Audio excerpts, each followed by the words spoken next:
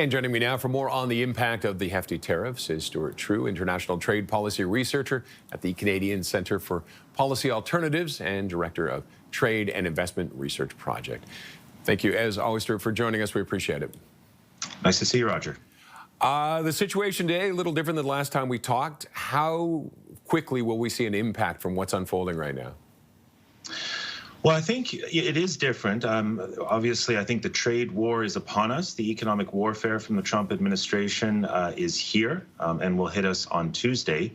It's difficult to know, though, whether there is still wiggle room, right, for Claudia Sheinbaum in Mexico and Trudeau, Prime Minister Trudeau here to wiggle out of this somehow. I mean, on one hand, you could say there's some ragging of the puck here, right? We expected these tariffs to be in place already, and yet Trump keeps pushing them into the future.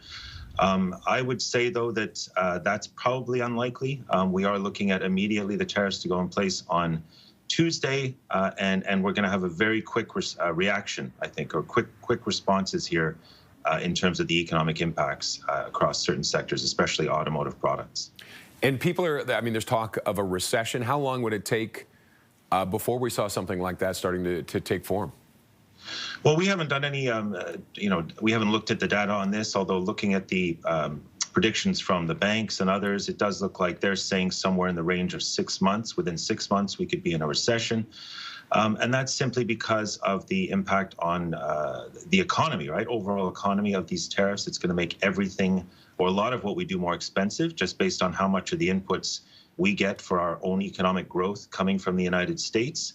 Of course, it'll have an impact in the United States as well, because they also use a lot of Canadian inputs in their manufacturing sector. But as costs go up, right, it becomes trickier to keep people working.